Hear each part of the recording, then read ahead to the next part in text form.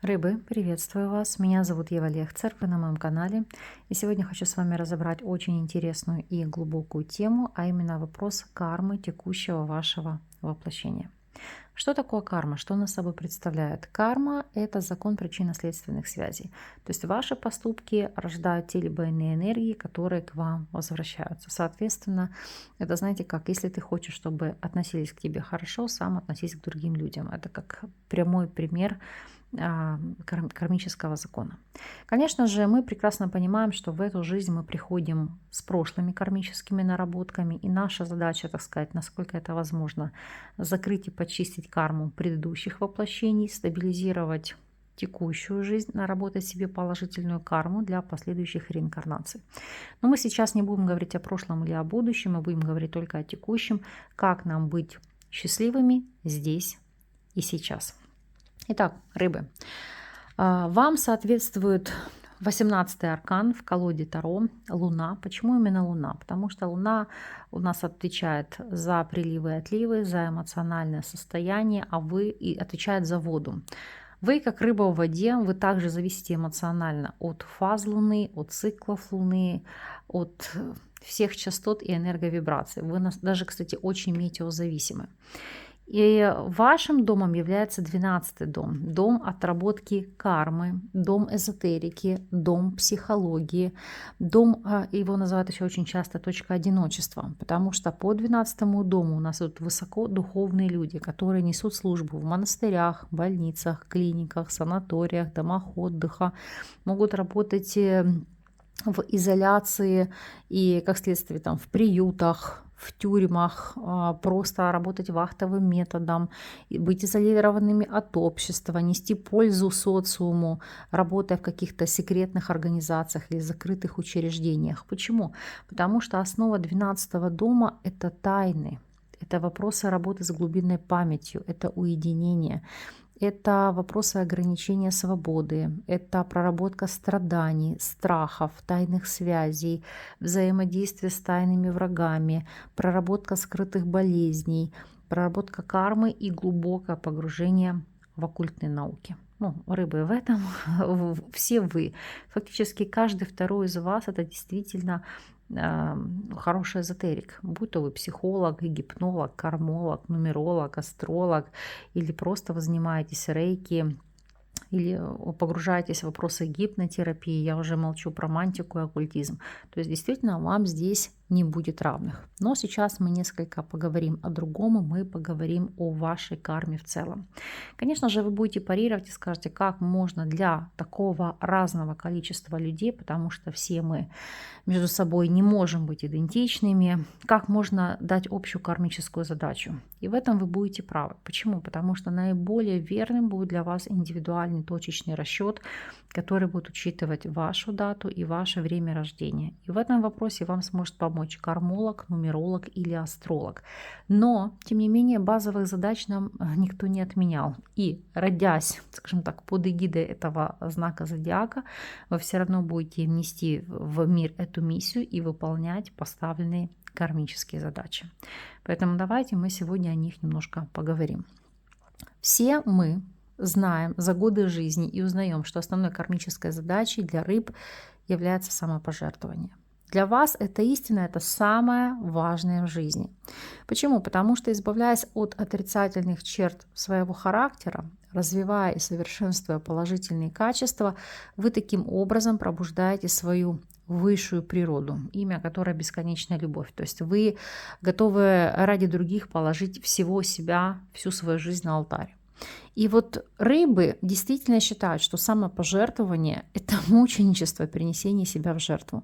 Потому что вы начинаете думать в таком ключе, что должны от всего отказаться, вы перестаете заботиться о себе, о собственных интересах, перестаете защищать то, что вам дорого. И все ради того, чтобы казаться хорошим человеком или кому-то что-то доказать, кого-то в чем-то убедить или переубедить. Кто-то может даже положить всю свою жизнь на алтарь для того, чтобы показать, вот видишь, я сказала, что там могу уйти в монастырь и отказаться от мирских благ, или там еще поставить перед собой какую-то задачу. Я выполнила. Или я сказала, что буду держать аскезу и на всю жизнь откажусь от чего-то. Я сделаю. Да, вы, конечно, молодец, вам все поаплодируют и поставят вас на пьедестал, но получите ли вы вкус жизни от этого? Поэтому не распыляйтесь на ложные ценности, не пытайтесь кому-то что-то донести, в чем-то переубедить, живите по своим принципам.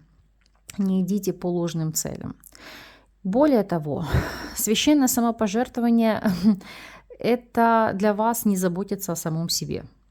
Вы чувствуете воодушевление, когда понимаете, что высший тип служения – это служение другим. Вот именно так много среди представителей знака зодиака Рыб социальных работников, то есть спасатели, да, там МЧСники, психологи, реабилитологи, физиотерапевты, анестезиологи, духовные наставники, священнослужители, целители, оккультисты, эзотерики, практики, педагоги, научные сотрудники, то есть люди, которые кладут всю свою жизнь на алтарь какой-то идеи, какой-то цели жизни, или работают в местах ограничения, там, психиатрические клиники, или досматривают стариков, или досматривают тяжелобольных людей, или там детей. Вот те муки, которые остальные не могут вынести, видеть или смотреть. Не то чтобы для вас это как пить дать, но вы считаете своим долгом служить этим людям, помогать им, нести вот этот вот свой крест и положить свою жизнь на алтарь служения социуму. Но, с одной стороны, понимаете, почему вас еще называют рыбы? Потому что двойственность. Вот вам свойственна двойственность натуры. С одной стороны, вы действительно можете восхищаться красотой реального мира и в то же время можете легко отказаться от материального ради духовного. С одной стороны, вы очень привязаны к земному миру, а с другой стороны, постоянно стремитесь слиться с божественным. И благодаря вашей способности одновременно видеть и материальное, и духовное, вы должны научиться видеть божественное начало в каждом живущем человеке на земле. Другая ваша задача – не становиться обманщиком. Но обманщиком в каком ключе? Это больше касается мошенников и аферистов. И я объясню, с чем это связано. Потому что одна из задач кармических рыб – не поддаваться негативному влиянию Нептуна и не становиться обманщиком. Потому что здесь вы можете себя накрутить, вогнать в какие-то иллюзии, страхи и убедить в этом и себя, и свое окружение, кого угодно. Потому что в основном это касается, повторюсь, аферистов и мошенников, есть такая стратегия, что если никто не уличил меня во лжи, значит все в порядке. И есть такие люди, представители среди знака зодиака Рыбы, которые могут врать не только другим, но и самим себе. И со временем начинают путаться в показаниях, потому что настолько начинают верить вот это лжемыслеформу, что уже не можете отличить, что реально, а что лживо. Вы в этом случае можете потерять всякую связь со внутренним «я». Это, знаете, ситуация, когда человек может быть в отношениях и начинает вам лгать настолько по мелочам, и сам даже не понимает, для чего он это делает. Он не может это объяснить ни себе, ни вам. Причем это в каких-то даже банальных вопросах. Вы приходите и говорите: ты там уже ужинал, пил чай. Человек говорит: нет. Но при этом поужинал там, причем раза 3. И здесь ничего как бы постыдного нет, вы там не считаете, сколько человек съел, да, там, или там не ведете в блокноте к себе запись, опись, протокол съеденного, купленного, да, израсходованного. Нет, но вы не понимаете, почему человек себя так ведет, и его позицию. А вот у некоторых, да, пусть это единичные представители знака зодиака так себя ведут, но тем не менее факт остается фактом. Но повторюсь, в основном вот такая позиция, концепция жизни и психоэмоциональные нарушения, это случается у тех, кто живет по низшим вибрациям, то есть не выполняют кармические задачи и уходят в обман, в аферы, в мошенничество, в разного рода схемы. Поэтому здесь самое главное — не поддаваться на вот эти вот искушения и видеть мир реальным. Помимо всего прочего, еще одна из проблем, с которой сталкиваются представители знака зодиака Рыбы, это то, что многие очень охотно принимают помощь с их стороны, но ничего не дают вам взамен. То есть это может привести вас к очень сильному разочарованию, потому что вы настолько уверены, что ваша бескорыстная помощь важна и нужна, и она не может остаться незамеченной. И здесь речь не просто там про похвалу или спасибо, или там я тебе признателен. Вы хотите, чтобы или признание, или воодушевление эмоциональной отдачи, ну, либо материального какого-то, знаете, выражения за вашу помощь. Но здесь самое главное не зацикливаться на этом. Почему? Потому что вы должны нести ответственность только сами за себя, не за других людей. И главная ваша задача в жизни должна быть забота о самих себе. Только так вы сможете достичь того уровня сил, который будет помогать вам поддерживать ваше душевное равновесие. Хотя вы уверены, что через боль и страдания вы обретете новые силы, но это не всегда так, потому что человек совершенствуется не только через страдания. Это не единственный путь к духовной гармонии. Вы можете выбрать более простой и приятный способ самосовершенствования и добиться тех же результатов. И это зависит от вас самих. То есть сможете ли вы от боли и страданий прийти к радости и спокойствию, и станете ли вы для окружающих воплощением любви и понимания, символом спасения и духовного пробуждения, или вы станете человеком, который просто положит на себя на алтарь жизни, служение какой-то цели, идеи или человеку, и останется никем не замеченным. То есть эта жертва будет неоцененной. Поэтому стоит здесь взвесить все за и против. Ну а мы в первую очередь, конечно же, будем с вами разбирать сейчас поэтапно, по домам, узловые точки, которые, скажем так, вам нужно проработать в этой жизни, чтобы, ну, скажем так, прожить ее максимально комфортно в радости и в счастье. Итак, смотрим и анализируем первый дом. Что у вас по первому дому? И здесь ложится королева мечей. Ну, Рыба, это чисто ваше. Вы постоянно предвзято относитесь к себе, к своей внешности. Пытаетесь найти изъяны, к чему-то доколупаться, даже если вы идеально выглядите. И знаете, как вам об этом говорит социум, насколько вы прекрасны, насколько, ну, скажем так, от вас идет благодатная энергия, насколько шикарно вы выглядите.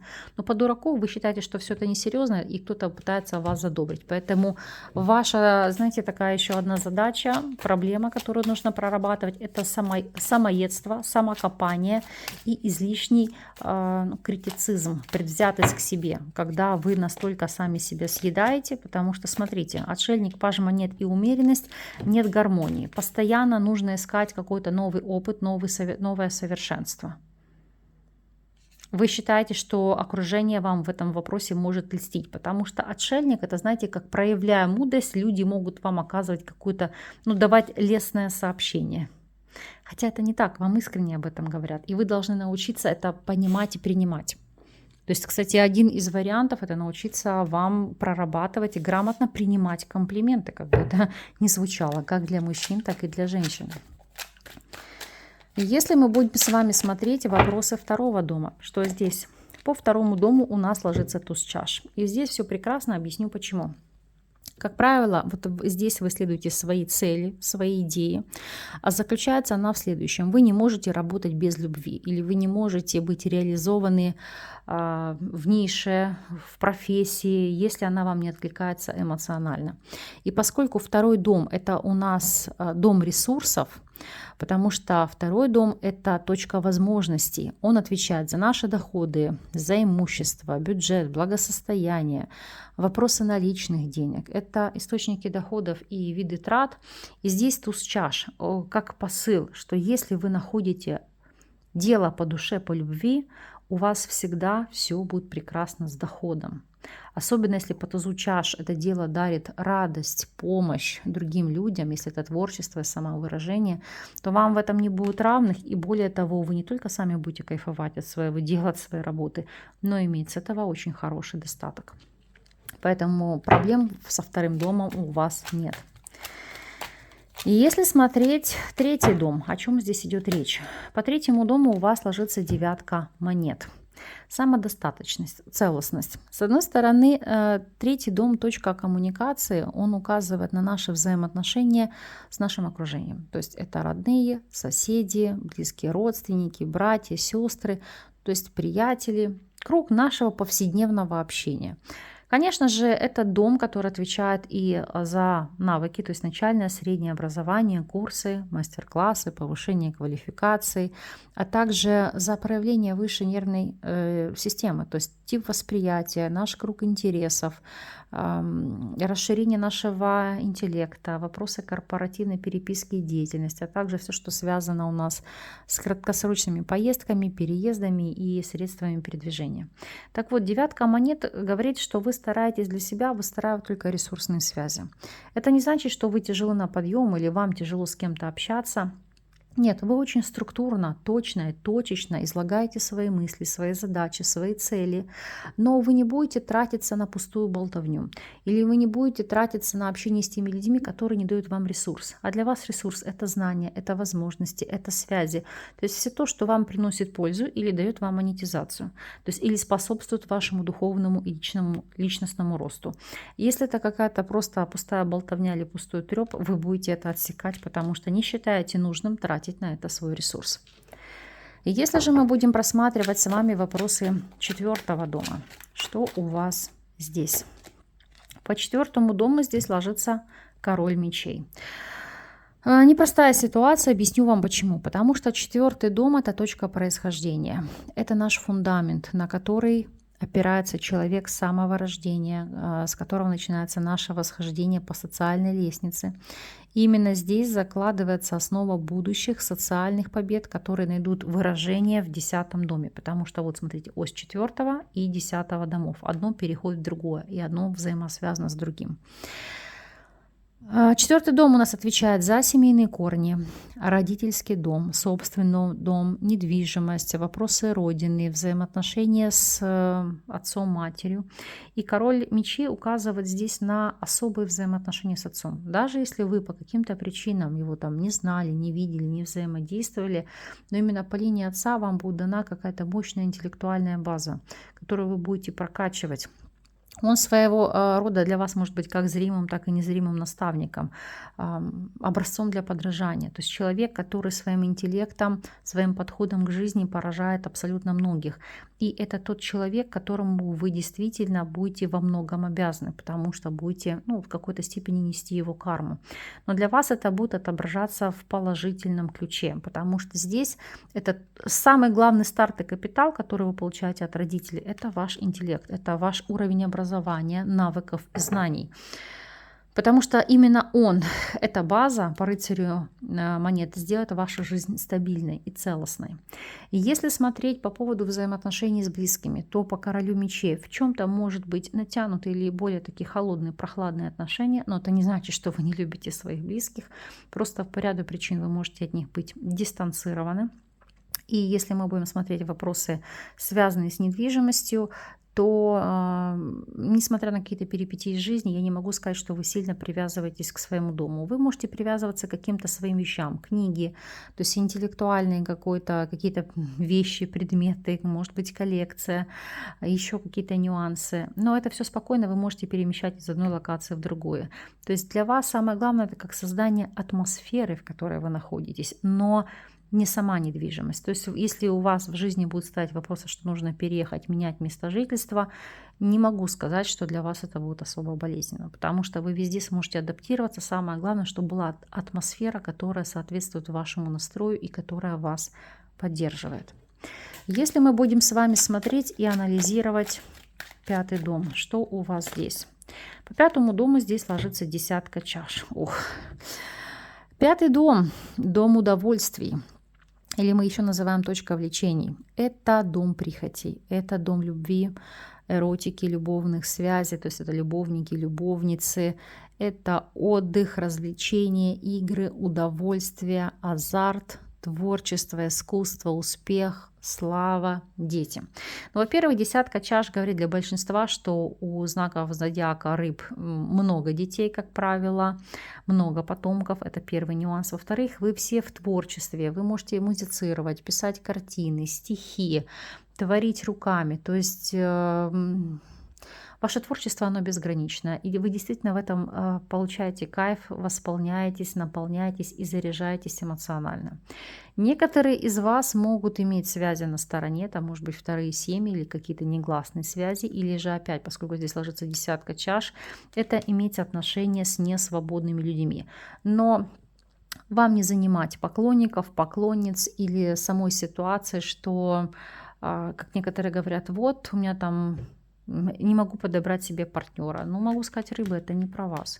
Если у вас что-то не клеится в личной жизни, мы сейчас пересмотрим, какие узловые точки вам нужно проработать, но здесь нет какой-то, как вам сказать, кармической задачи, которая мешала бы вам выстраивать личную жизнь. Смотрим с вами 6-й дом. О чем здесь идет речь? Итак, по 6-му дому у вас здесь ложится 4 мечей. Поскольку 4-й дом, простите, 6-й дом у нас отвечает с вами за точку силы, то есть это служба, это повседневные заботы, это обязанности, это ежедневная рутина, это взаимодействие с подчиненными или с вышестоящими, ну, то есть, допустим, с вашим руководством.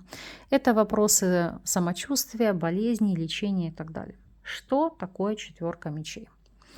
Если брать служебные обязанности, то есть это рутина, которую вы выполняете монотонно. Да, она в чем-то вас может убивать, но с другой стороны, это, знаете, как находить состояние покоя или умиротворения в какой-то ежедневной рутине. Ну, то есть до смешного, но у меня есть такие знакомые, у которых там позволяют ресурсы и даже иметь и домработницу, не только там посудомойка. То есть у них большой штат персонала, который помогает им обслуживать дом. Но хозяйка, моя знакомая хорошая, она принципиально моет всегда посуду сама. Меня это настолько успокаивает и умиротворяет, я могу стоять и мыть ее сутками. Вот настолько человек кайфует от этого процесса. То есть у вас в рутине вы можете находить отдых, спокойствие или отдушину. То есть для кого-то это высадка там цветов, для кого-то генеральная уборка, для кого-то еще какие-то рутинные вещи, которые некоторых могут утомлять, но вас наоборот воодушевлять. То есть вы можете ловить кайф от кулинарии, приготовления пищи. И в этом, знаете, вот как рыба в воде. То есть и всех накормили, и сами поели, удовольствие получили. Для вас это не в тягость, для вас это в радость. Или какие-то любые творческие процессы. Единственное, что по состоянию здоровья 4 мечей говорит, что ваша основная проблема, когда у вас сыпятся ресурсы, это то, что вы работаете на износ. Вам нужно уметь вовремя остановиться, отдохнуть и восстановить ресурс. То есть больше спать, больше гулять, больше отдыхать эмоционально, не перенапрягаться эмоционально, не нервничать, не входить в состояние стресса. Поэтому 4 мечей, она здесь очень точно показывает вам, что для вас крайне важно практиковать йогу, медитацию, аффирмации, массажи. То есть все то, что каким-то образом уводит вас в сторону от состояния стресса. Проблемы здесь нет, но акцент на заботе о себе для вас здесь крайне важен. Посмотрим с вами 7-й дом. О чем здесь идет речь?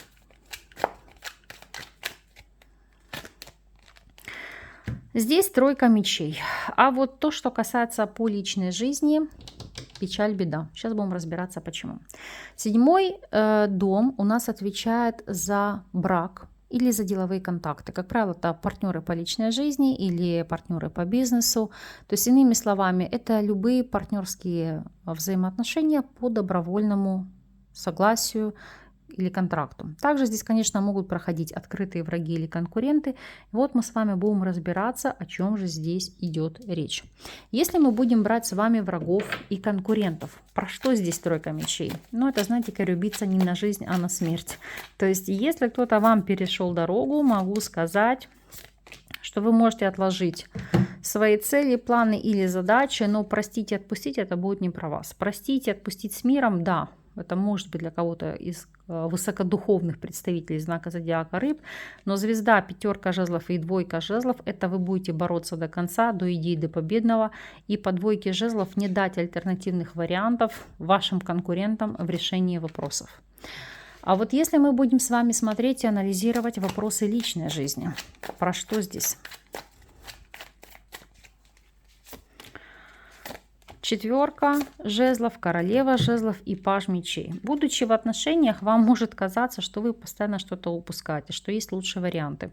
Я не могу сказать, что вы неразборчивы в связях, это не так. Но зачастую у знака зодиака рыб за жизнь может быть несколько браков. Потому что, смотрите, причиной тому это могут быть отношения с несвободными людьми или увлечение несвободными людьми, или осознание того факта, что вы в свое время переросли рядом с вами находящегося партнера или партнершу.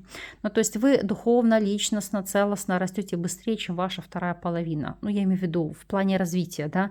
И как следствие вы просто осознаете понимаете, что вам с этим человеком рядом больше делать нечего. Как следствие по тройке мечей это уходите из одних отношений и выходите в новое. Поэтому здесь может быть момент разбитых сердец, как вам в каком-то степени, потому что вам жаль эти отношения разрывать, хотя человек ничего плохого вам не сделал, так и вы в свое время разбиваете сердца вашим вторым половинам. Если мы будем оценивать вопрос партнерских, то есть деловых взаимоотношений, то король монет, дьявол и повешенный. И здесь ситуация, когда партнеры, бизнес-партнеры могут быть нечистоплотными на руку и могут кидать вас на деньги. К сожалению, это вопрос проработки кармы. Как этого избежать? Если смотреть, то либо вы полностью сами ведете дело без соучредителей, без компаньонов, или если это партнерские взаимоотношения, то здесь вы должны вкладывать либо в равных долях в дело, в бизнес, ну и четко прописывать все финансовые нюансы в контракте, потому что король монет, дьявол, и у нас здесь ложится аркан повешенный, это, знаете, как все по букве закона, чтобы в случае каких-то таких вот нюансов вы могли из недобросовестного бизнес-партнера выжить все. Смотрим с вами 8-й дом. О чем здесь идет речь? Что у вас по 8-му дому? По 8-му дому ложится дурак. Ох, рыбы. Сейчас буду объяснять. 8-й дом – точка границ. Часто его называют дом жизни и смерти. И здесь этот дом отвечает за ряд вещей. Первое – это, конечно же, материальные ценности, финансовые дела вашего брачного или делового партнера. Это также могут быть общие капиталы, наследство, страховки, завещания, нотариальные дела, преобразования, вопросы продолжительности жизни, вопросы смерти, тайные, сексуальные контакты, оккультные способности. Итак, давайте обо всем поподробнее. О чем же здесь говорит дурак?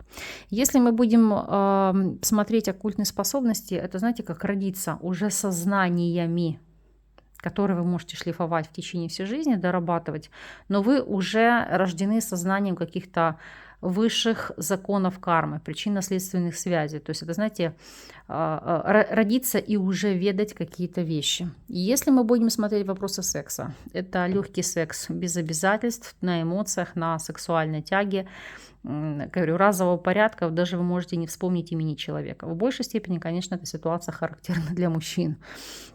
Если мы будем смотреть вопросы продолжительности жизни, у некоторых здесь может быть клиническая смерть или ситуация, когда вы несколько раз в жизни бываете на грани жизни и смерти, то есть между мирами. Если вообще смотреть смерть, то по дураку чаще всего это как вопрос по глупости, по неосторожности, зачастую, ну, потому что дурак это как неосознанно. Ну, то есть это, знаете, по ситуации, я не говорю, что вы до такого дойдете, но в жизни все мы люди, бывает разное. Случайно выпили не те таблетки, или не в той дозировке, или там, я не знаю, купались в ванной, кто-то случайно бросил фен. Ну, я образно говорю, то есть это как-то по глупости, это даже нельзя называть несчастным случаем, это именно как по какому-то стечению обстоятельств. И не всегда это так, это не значит, что все будут именно в таком ключе, но тем не менее большая часть представителей знака зодиака рыбы могут уходить в мир иной именно вот таким путем. Если мы будем смотреть с вами вопросы общих капиталов, наследства и страховок, это легкий приход денег через ваших партнеров или партнерш. Вы скажете, мой там партнер гол как сокол, но энергия этого человека вас будет стимулировать или толкать каким-то в жизни переменам и свершениям, когда вы сами начнете зарабатывать деньги. Потому что смотрите, деньги, которые приходят легко. Если это касается инвестиций, займов, прочих каких-то моментов, ипотек или кредит, то ипотечное кредитование и прочие вещи, которые вам дают легко. То есть материальные ценности, по сути, здесь идут сами. Проблем здесь нет. Анализируем с вами 9-й дом. Что у вас по 9-му дому? И здесь ложится тройка чаш. Но это ваше все, это ваша ниша. Сейчас буду объяснять почему. Потому что тройка чаш — это карта радости, наполнения, карта счастья.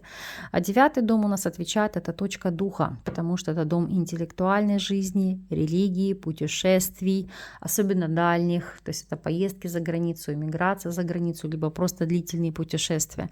Но помимо всего прочего, это вопросы мировоззрения, философских убеждений, веры, религии, высших образований, рост вашего авторитета. Да, здесь судебные дела, но которые решаются легко. В любом случае вы здесь выигрываете какие-то процессы. Если смотреть в целом, то есть вы всю жизнь что-то учите, зубрите, познаете, получаете 2-е, 3-е образование. Вы в этом как рыба в воде, потому что вот эта вот подпитка интеллектуальная, она крайне для вас важна. И вы можете быть замечательным теоретиком в какой-либо нише, то есть и кандидатами наук, и докторами, и профессорами, потому что это ваша стезя. Вы это чувствуете даже как-то на тонком плане, интуитивно. У вас очень хорошо работает аналитика, интуиция, вы даже что-то считываете в дедуктивном порядке, но знание ваше все. У вас настолько колоссальный багаж опыта прошлых жизней, текущего воплощения, что из вас знания льются рекой, ключом. С вами можно говорить часами на любые темы, философствовать, размышлять, спорить. Вы всегда сможете четко, аргументированно, научно-доказательно подтвердить свою точку зрения. И в этом вам не будет равных. Если мы с вами будем смотреть и анализировать 10-й дом, о чем здесь идет речь? Здесь у нас ложится 4 монет. Стабильная ситуация. 10-й дом — это точка цели. Она указывает на профессиональный рост, социальный успех и карьеру, потому что вершина этого дома, она является самой высокой точкой гороскопа. Она символизирует устремление, карьерные амбиции человека, да, без которых мы не можем чего-то добиться в социуме, в жизни. И этот дом отвечает за наш жизненный уровень. То есть, иными словами, это тот максимум, который мы можем достичь в профессии и в жизни. Итак, 10-й дом — это род занятий, профессиональные достижения, успех, социальный статус, репутация, награды, карьера. И здесь по 4 монет все стабильно. Если вы нашли дело себе по душе, если вы от этого восполняетесь и кайфуете, у вас даже на колоды, смотрите, сила, то для вас это будет даже место силы, ваша работа, ваша реализация. И по 4 пентаклей это четко занимать свое место в социуме, потому что вы знаете, чего вы хотите. И у вас здесь стабильность, успех и действительно занимать даже какую-то нишу. То есть что я имею в виду? Не просто соответствовать своему месту, которое вы занимаете, но и нести пользу социуму. То есть кто-то может быть научным сотрудником, писать какие-то публикации, там, диссертации, кто-то, не знаю, там, делать какие-то исследования, кто-то просто оказывать социальную помощь, от этого кайфовать и давать целостную жизнь и стабильность другим людям. Но у вас здесь с 10-м домом и с реализацией проблем точно нет. Смотрим 11-й дом. Что у вас по 11-му? И здесь ложится аркан дьявол. Ох. Сейчас буду объяснять. Поскольку 11-й дом — точка социальности, и он отвечает у нас за друзей, единомышленников, спонсоров, меценатов, покровителей, протекцию от представителей высших эшелонов власти, а также поскольку это дом мечты, идеалов, планов, осуществления надежд, целей, мечты. Это дом благотворительности, дом выигрыша. О чем здесь говорит дьявол? Дьявол говорит по ситуации, что зачастую вы можете зависимы быть от мнения вашего окружения, или слишком на него опираться, или слишком на него остро реагировать, потому что эта ситуация вас может ранить. Ну, допустим, кто-то вам сделал замечание, вы пытаетесь положить себя на алтарь, чтобы человека убедить в обратном или доказать ему обратное. То есть вы здесь очень ранимы. И если это касается, ну, допустим, вдруг у вас социальной сети, вы какой-то хейт, несмотря на ваш острый ум, на ваш сарказм, умение поставить человека на место, все равно это, знаете, как... то, что вас ранит, то, что вас задевает. И как бы вы ни старались с этим справиться, вам это крайне сложно делать. Плюс вы понимаете, что для достижения цели, идеи, мечты по дьяволу вы сами не справитесь с этой ситуацией. Вам нужна чья-то помощь, поддержка, чья-то протекция. И работая в паре с кем-то, потому что рыбы — двойственный знак, коммуницируя, вы действительно добьетесь максимальных результатов. Ну, давайте даже посмотрим, как вам проработать этот дом. О чем здесь идет речь? Как его проработать? Туз чаш, король чаш и туз мечей. Ох. Ну, здесь в первую очередь эмоционально не воспринимать все то, что вам говорят. А если ситуация какая-то вас ранит, постараться это проработать самостоятельно или с психологом и расставить точки над «и» отсечь все то, что действительно для вас является неконструктивным или необъективным. То есть имеет смысл, знаете, как абстрагироваться от информации, не воспринимать ее эмоционально, а воспринимать ее критически и отсеивать все то, что действительно вас каким-то образом обезоруживает, назовем это так. Если это касается взаимодействия с партнером, то взаимодействие на равных. И там, где вы ощущаете зону комфорта, плюс по тузу мечей нет какой-то недосказанности, то есть сразу расставлены все точки над «и». И посмотрим с вами 12-й дом, ваш дом, за который отвечает ваш знак зодиака. Что у нас здесь? И у нас здесь ложится 8 жезлов. Карта прорыва, карта возможности, скорости, достижения цели, духовного, личностного роста. Ну, это действительно так, рыбы. Вам на этом поприще нет равных. Потому что 8 жезлов — это через тернии к звездам. Это действительно такое глубокое достижение, проработка вашего бессознательного и соединения с высшим Я, что остальные знаки зодиака вам здесь только могут позавидовать. Помимо всего прочего, поскольку у нас 12-й дом, это точка одиночества, которая отвечает за монастыри, больницы, клиники, санатории, дома отдыха, в принципе, за изоляцию, которая может быть как добровольной, так и добровольно-принудительной. То есть это и работа, допустим, в больницах, в тюрьмах, в приютах, как я уже говорила, да, то вот по 8 жезлов вы ощущаете зону комфорта, даже в самых тяжелых местах и ситуациях, потому что вот эту энергию страданий вы перерабатываете на высшее благо. По 8 жезлов вы людям даете позитивную обратную связь, возрождаете их жажду к жизни, к свершениям, к каким-либо действиям. И более того, если это касается, еще раз повторюсь, оккультных знаний, углубления в тайны, копать информацию. Ну, тут вы все считываете интуитивно, тут вам даже не нужен никакой детектив. Это, знаете, когда вы можете вычислить по лайку, кто, когда, кому и как написал, и при каких обстоятельствах. 8 жезлов — карта информации, но информация, которую передается не только, да, там, словесно, но то, что вы чувствуете внутренне, телепатически. И еще 12-й дом для вас — это точка роста, потому что если некоторые могут страдать от одиночества, то для вас места ретрита, паломничества, святые места или там санатории, дома отдыха — это для вас места и источники восполнения силы и энергии. Поэтому у вас здесь все складывается самым наилучшим образом. Что ж, мои хорошие, я надеюсь, что эта информация для вас была полезной, что она вам позволит в первую очередь проработать эти сложные кармические узлы и поменять свою жизнь к лучшему. Пусть это все вам будет во благо. Я буду ждать от вас обратной связи, энергообмена, поэтому обязательно напишите, резонирует это с вами или нет. В любом случае, вас благодарю за то, что вы следите за моей деятельностью, за ваше потраченное время, ваши лайки, комментарии, донаты, подписки. Если же вы еще не подписаны на канал, обязательно это сделайте, и вы будете в курсе всех видео, которые меняют вашу жизнь к лучшему.